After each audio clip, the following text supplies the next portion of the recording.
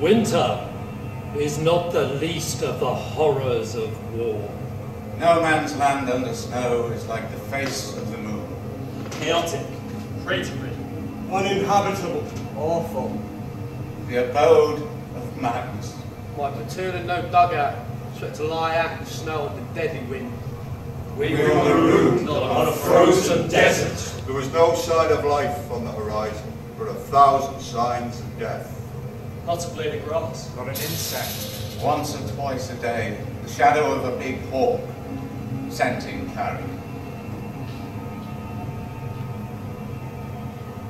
Our brains ache in the merciless iced east winds that knife us. Wearied, we keep awake because the night is silent. Low dripping flares confuse our memory of the salient. Worried by the silence. Sentries whisper, curious, nervous, but nothing happens. Watching, we hear the mad gusts tugging at the wires like twitching agonies of men amongst its brambles. Northward, incessantly, the flickering gunnery rumbles, far off like a dull rumour of some other war.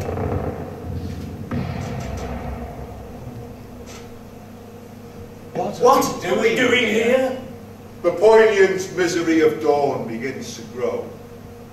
We only know that war lasts. Rain soaks, and clouds sag stormy.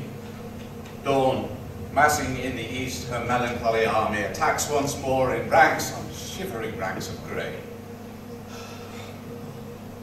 But nothing happens. Some successive flights of bullets streak the silence. Less deathly than the air that shudders black with snow. With sidelong flowing flakes that flop, Pause. and renew. We watch them, wandering across the wind's nonchalance. But nothing happens.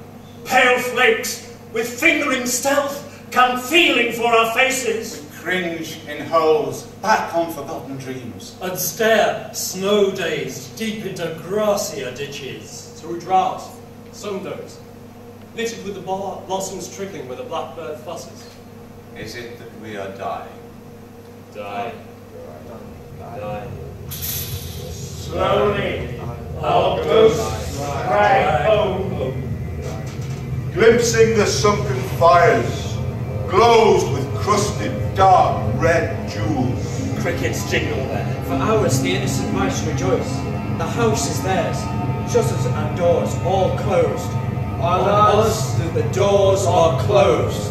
We turn our backs on dying. Tonight this frost will fasten the mud on us. Shriveling many hands. Puckering foreheads crisp. The berry party, picks and shovels in shaking grass. Pause over half-known faces. All their eyes are ice, but nothing happens.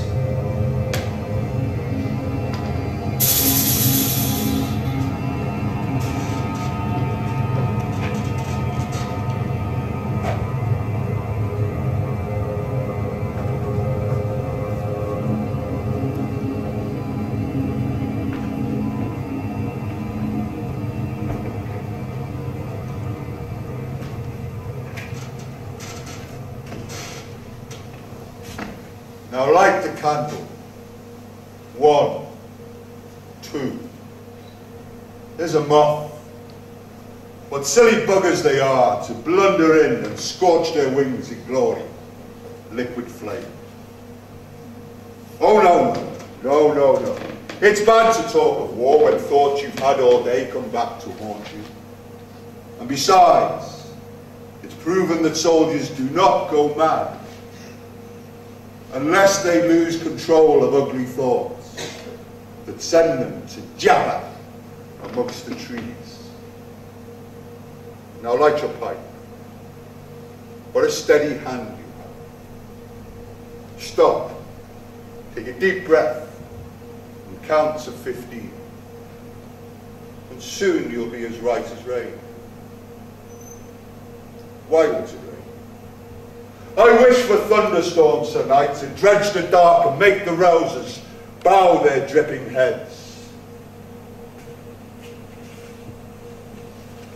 Books. What jolly company they are, standing so quiet and peaceful on the shelf, dressed in dim brown and black and white and green, and every kind of colour. Oh, come on, do read something. All the wisdom of the world is there on your shelves. And yet, you sit and gnaw your nails and empty your pipe and listen to the silence. It's so quiet and peaceful summering here at home. You'd never think there was a bloody war on. Oh, you would. Why? Because of the guns. Listen. Thud. Thud. Thud. Quite soft. They never stop, those whispering guns. Christ, I want to go out and scream at them to stop. I'm going crazy. I'm going stark, staring mad because of the guns. And so we die, filthy and terrified. And it's all for lies! Their justice and liberation are lies. We really die because no one cares to save us. No one dares imagine how it is.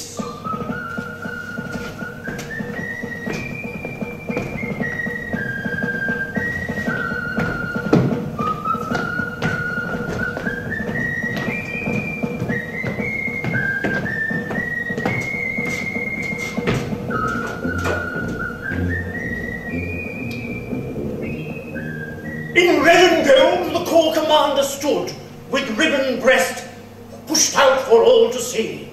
He'd sworn to beat the Germans if he could, for God had taught him strength and strategy. He was our leader and a judge of port. Rode well to Hines and was a damn good sort. Eyes right! We passed him with a jaunty stare. Eyes front! He watched his trusted legions go. I wonder if he guessed how many there would get knocked out in next week's show. Eyes right! The corps commander was a mute. And death leered round in taking our salute.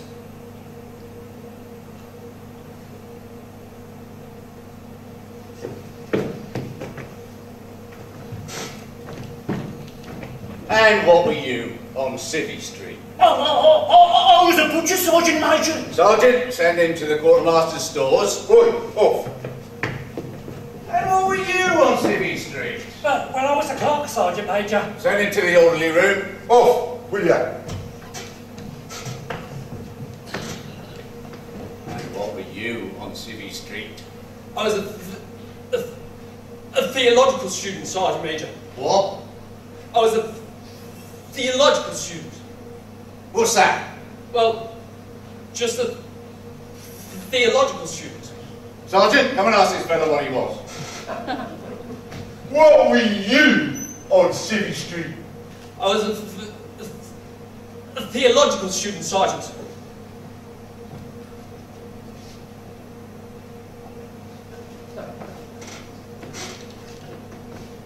Right, Chapman, Royal Army Medical Corps. They didn't know the difference between theological and biological.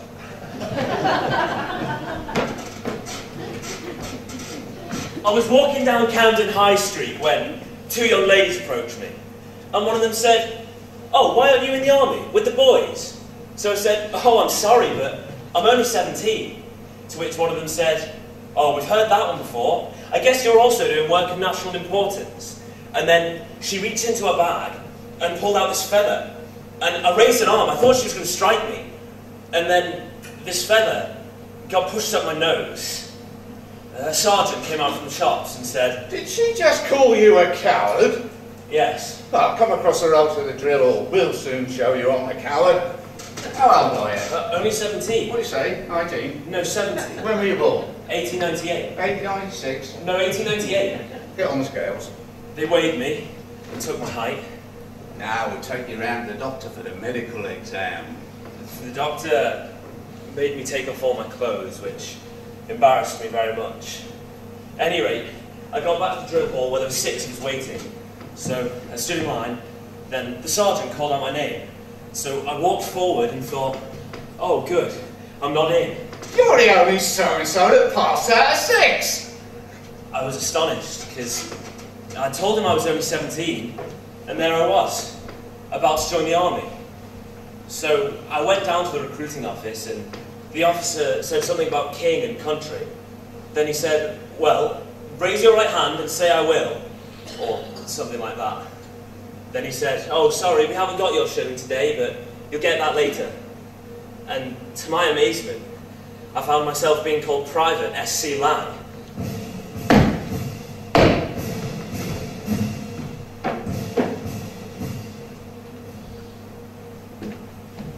When the war broke out, I was 15 years of age. I was already in the army. I went to France in 1914, and it was there through the retirement of Mons, the Battle of Marnay, and in the advance of Wipers, I sadly caught the entrance fever and was invalided back to England. It was there where I met my father, who gave me my birth certificate, so I was discharged and having a misstated age on enlistment. Oh yeah, that's right, I got a job on Civvy Street, and after a few months I decided to take a walk along Putney Bridge where I was accosted by 4 young girls who gave me 3 white feathers. I really tried to explain to them how I'd been in the army, and that I was 16, and been discharged, but they didn't believe me. So by now, several people had surrounded the 4 young girls, and I felt very humiliated and didn't know what to do. So all I really remember was telling them how I chucked them in the Thames, but then that didn't go down too well. So I finished my walk across Putney Bridge, and I decided to walk across the road, and it was there where the 37th Royal Artillery of the British Royal Army. I walked straight in, then I rejoined. As well as being given a white feather, there was another method of approach. You would see a girl walk towards you with a delightful smile all over her face, and you would think to yourself, my word, this is somebody who knows me. Once she got about 5 or 6 paces towards you, she would suddenly freeze up and walk past you with a look of utter contempt and scorn, as if she could have spat. That was far more hurtful than being given a white feather. However, I was given my first white feather when I was 16, just after I'd left school. I was looking into a shop window and suddenly felt somebody press something into my hand and found it was a woman giving me a white feather. I was so astonished that I simply didn't know what to do. But I'd been trying to convince the recruiting officers and doctors that I was 19 and thought, well, this must give me some added bounce because I must look the part. So I headed round to the recruiting officers with renewed zeal. Almost the last feather I received was on the bus. I was sitting near the door when I became aware of 2 women on the other side talking at me, and I thought to myself, oh Lord, here we go again. I didn't pay much attention, but I thought I must have caught their eye in some way, because one leaned forward, took out a white feather, and said, here's a gift for a brave soldier. I took it and said, thank you very much, I wanted one of those. Then I took my pipe out of my pocket and put this feather down the stem and everything, and worked it like I'd never worked a pipe cleaner before. When it was filthy, I pulled it out and said, you know, we didn't get these in the trenches, and handed it back to her. She instinctively put out her hand and took it. So there she was, sitting there with this filthy pipe cleaner in her hand, and all the other people on the bus began to get indignant. Then she dropped it and got up to get out. But we were nowhere near a stopping place, and the bus went on quite a long way, while she got well and truly barracked by the rest of the people on the bus. I sat back and laughed like mad. The 22nd of April is a day I shall always remember. I was standing in the bottom of the trench, cooking a bit of breakfast. That was one of my chief interests in those days. I was very fond of fried bacon and fried cheese. Well, I just brewed up some tea in my Dixie, so I took the lid and I dropped in a couple of slices of bacon that had been saving for about 3 days, and I fried it up. I then turned it out and laid on a piece of bread, or biscuit when there were no bread, and then I'd chop up my cheese really fine, and then I'd drop it into the bacon fat with a little bit of water so it didn't stick. And then I'd fry it up till it was all bubbling. Oh, and it tasted like hot cream cheese. Anyway, I was getting on with that. Then one of our chaps who was on lookout suddenly shouted, "Come on, look at the lyddite shells bursting along Jerry's trench." Well, lyddite wasn't used much then, so we all got to out for curiosity and watched the shells bursting along the trenches. Well, we watched about a dozen or so puffs of yellow smoke coming up from what we thought were lyddite shells, and then we sort of lost interest and got back down in the trench. Anyway, about 5 or 6 seconds later, the lookout shouted out again, "Blimey, it's not lyddite, it's gas!" Well, we all jumped up, and this officer came running in and said, "Open, immediate, rapid fire!" Oh, well, it was a real mad moment. Then we were blazing away into the gas. We didn't know whether they were hitting anybody, or whether it was just a blind with the gas coming over. Oh, anyway, by this time, the gas had reached us. Well, we had no protection other than our own inventiveness. There was no gas masks or pads in those days.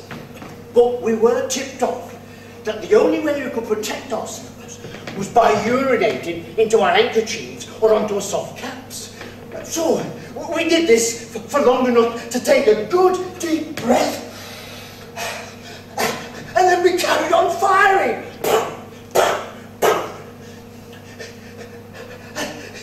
And that's how it went on. And all the while, the gas was pouring over the top of the trench.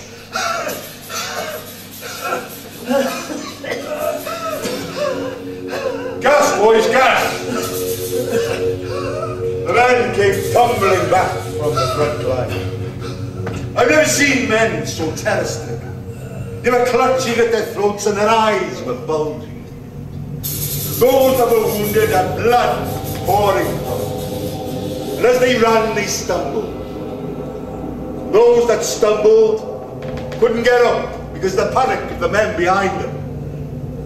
Pretty soon, they were piled 2 and 3 deep in this trench. The effect of gas was to form a sort of foamy liquid in one's lungs which would more or less drown you. A lot of men died pretty quickly, and others soon came down.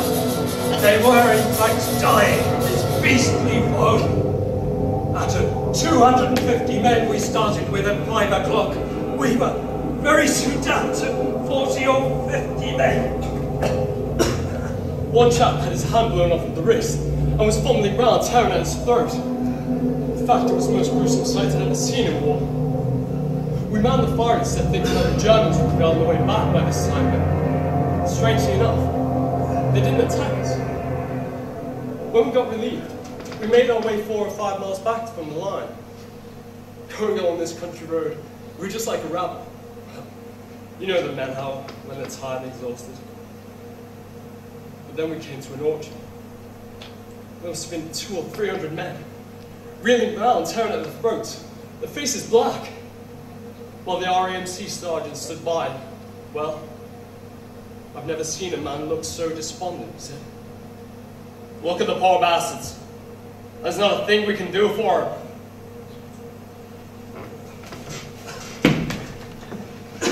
We dug in pretty deep because the shells were coming over in no uncertain fashion.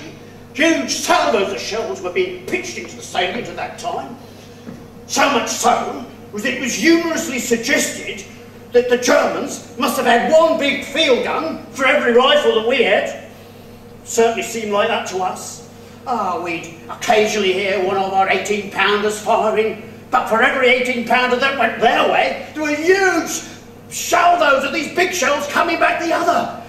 They straddled our trenches so much that they were almost uninhabitable. We had to get out. Come on, lads. Come on, you've done your bit. Off you go. That's it. Steady. Come on. Come on. On the night of the 12th of May, we arrived at our trenches just as the first thin streaks of dawn lit the sky.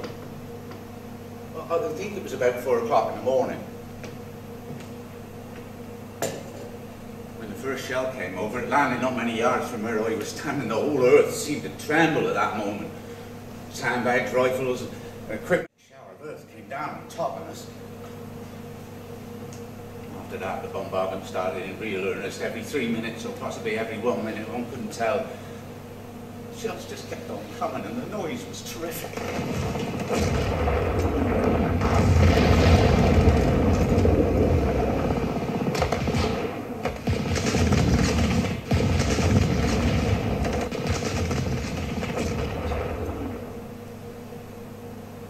The bombardment went on from dawn till about midday before there was any real cessation at all. By that time, the trenches were a quagmire. The earthworks and barbed wire, such as they were, had been blown to pieces long since. The result was that practically the whole of the front line around the town of Whitehurst was just a series of holes with men crouched in them, waiting for the end.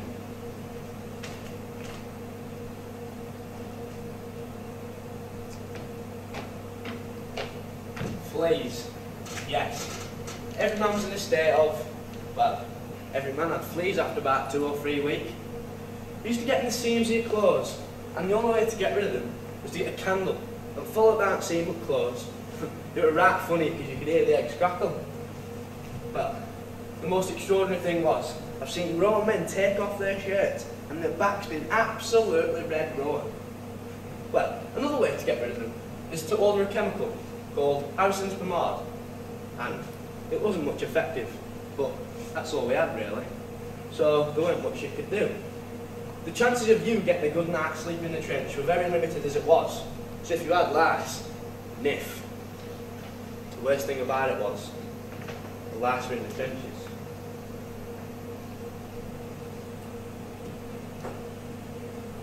Rats! If they were out and honest, they could have done a milk round. They were that big. Yeah, honest. Every morning, bloody great thing would come, stand on its hind legs, start to gnaw at something. Used to line them up in the sights and give them one round of ball. Bang! Blow them to nothing.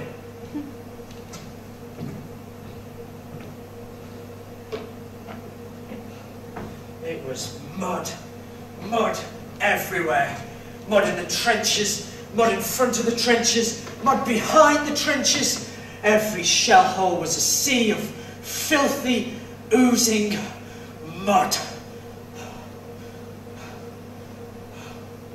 To see the men sinking into the slime, dying in the slime.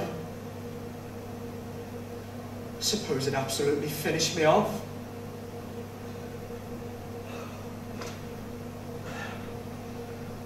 I knew for 3 months before I was wounded that I was going to get it.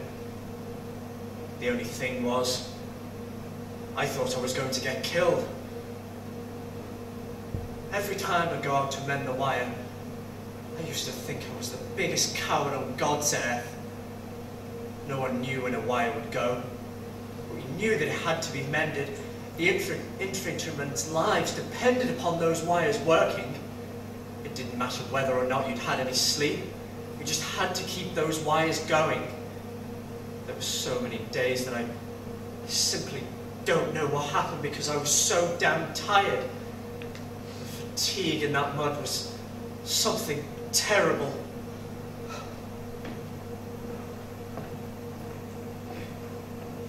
It was somewhere near midnight. The Germans were sending over quite a barrage, and I crouched down in one of these dirty shell holes. I began to think of those poor devils who'd been punished for self-inflicted wounds. Some had even been shot. I wondered if I could get out of it. I sat there and kept thinking. It's very lonely when you're on your own. Then in the distance, I heard the rattling of a harness. I knew there were ammunition wagons coming up, and I thought, well, here's a way out. I'll put my leg out in front of the wheel, and I can plead it was an accident. I waited as the sound of the harness got nearer and nearer. Eventually, I saw one of the leading horses' heads in front of me, and I thought, this is it. I began to ease my leg out as the first wagon reached me, but I just couldn't do it. I didn't have the guts to do it. I think I was broken in spirit and mind.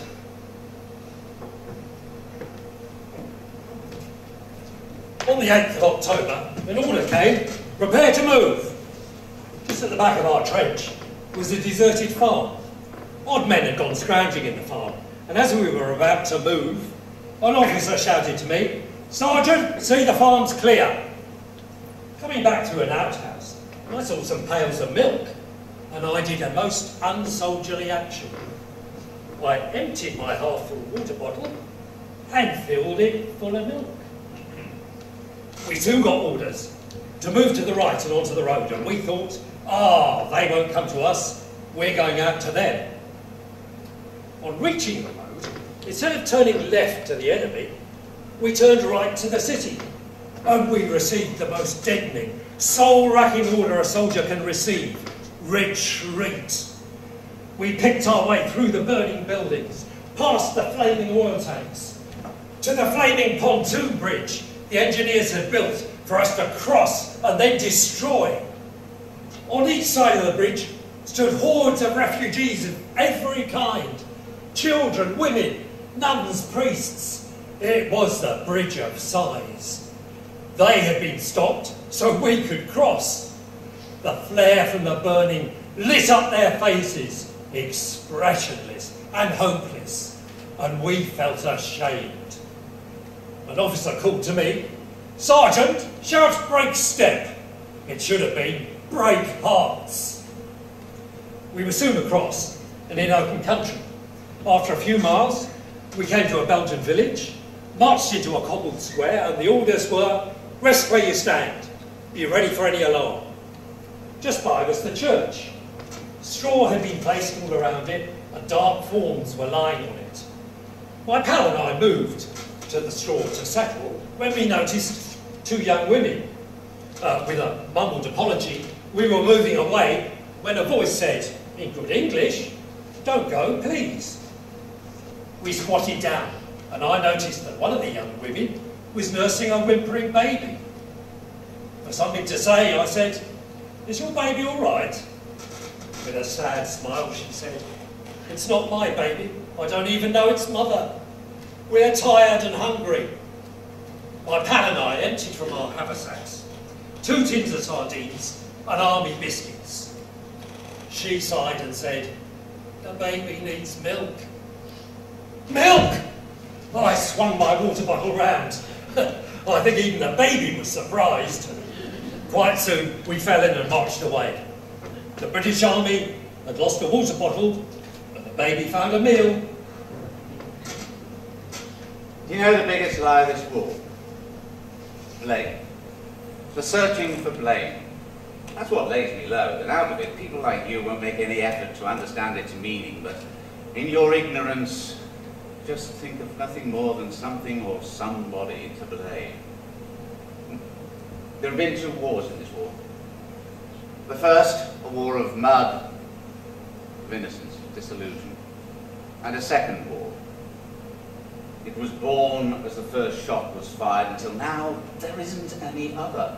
It is to coin a phrase, futuristic. That is the war that we're in.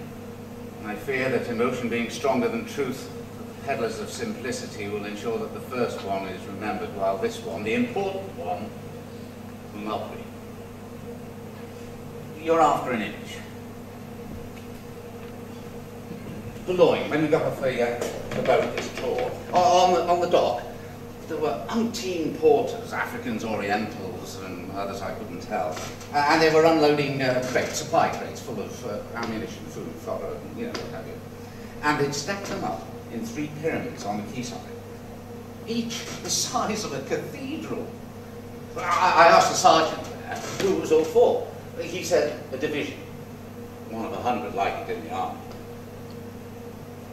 They were 1 week's supplies.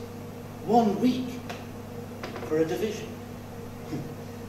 On the top, I remember a Chinaman smoking a pipe. Very strange. In the morning, the pyramids had gone and they were building another. You think war is under plan? But let's crack open one of these cases. Just one. And take out a shell. Be careful, it's high explosives. Unscrew the timing cover. 1 shell in millions. What's there? 22 separate pieces of tooled brass, like a fob watch.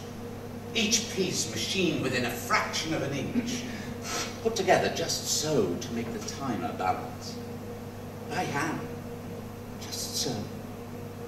The craft of it, the precision, the love and care that goes into it all. Into chaos.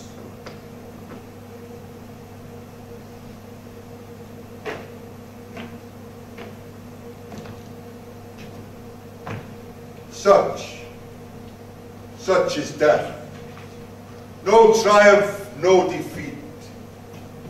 An empty pail, a slate wiped clean.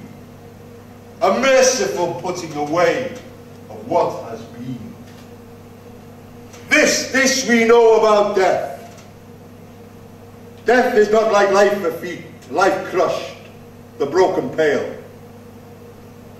We who have seen such marvelous things know well an end not yet. Victor and vanquished are at one with death. The coward, the brave, the friend, the foe. Ghosts do not say, come, what was your record when you drew breath? But a big blot has hidden each yesterday. So poor, so manifestly incomplete. But your bright promise, withered long and sped, is touched, stirs, rises, and grows sweet, and blossoms, and is you when you are dead.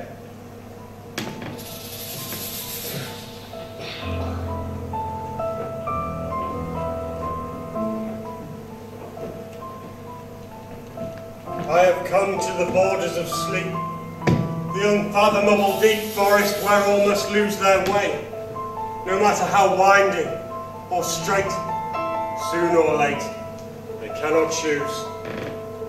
Many a road and track that, since dawn's first crack, up to the forest brink, deceives the travellers, suddenly now blurs, and in they sink. Here love ends, despair, ambition ends.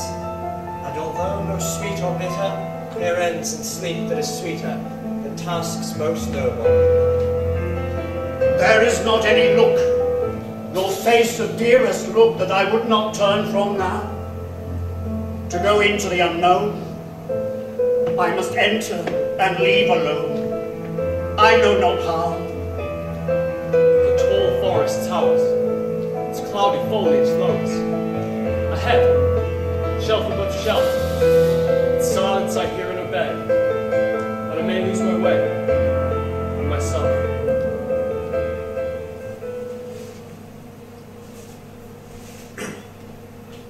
Tell them at home that we did not lie.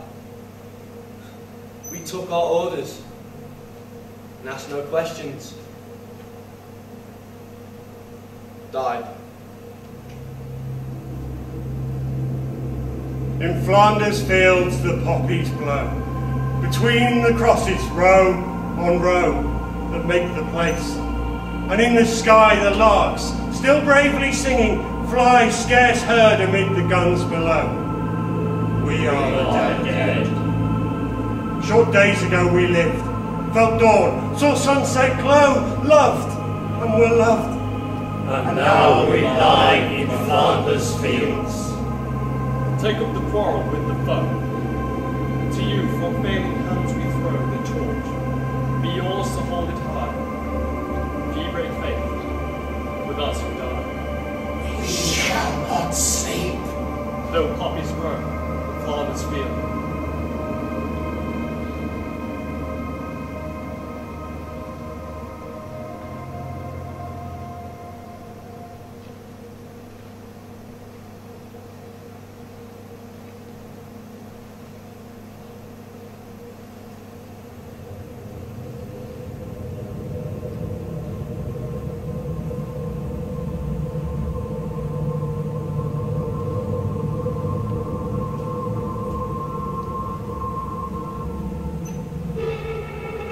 Over the world rages war.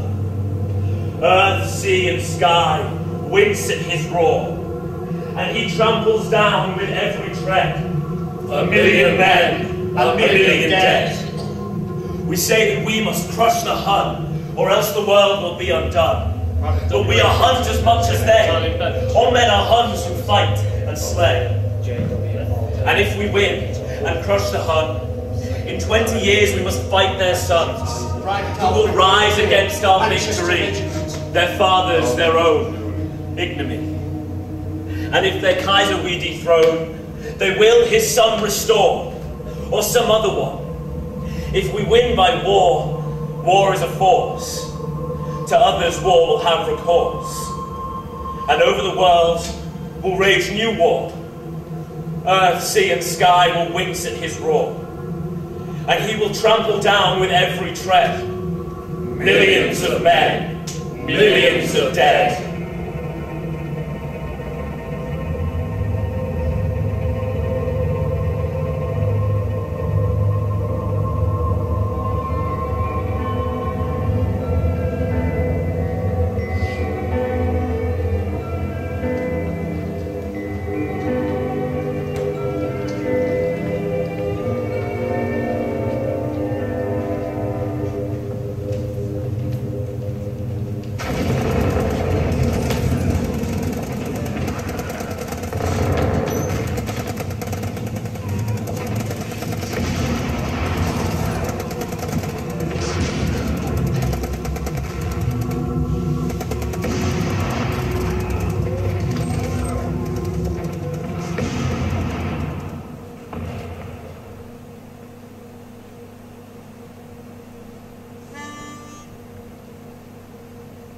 I left you sleeping in the night without a sweet goodbye. We are bound for Belgium once again to reinforce the line. So dream away, my lover, till the sun lights up your day, and I will march to Flanders fields many miles away.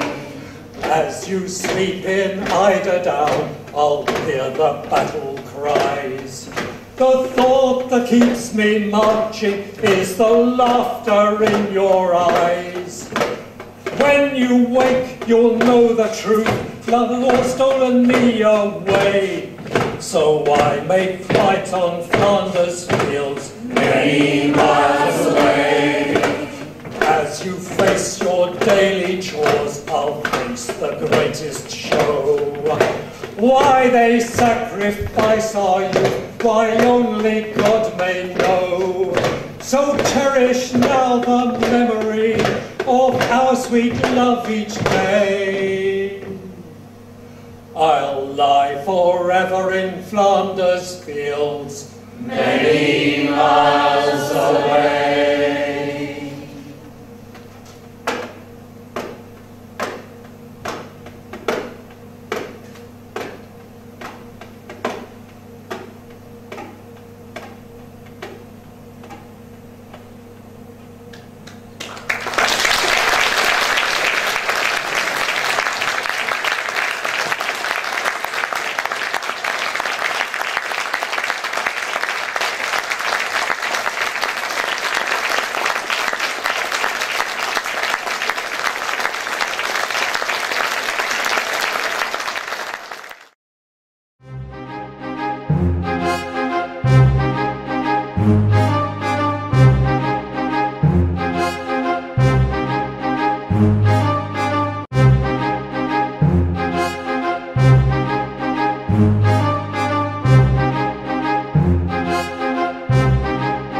Bye.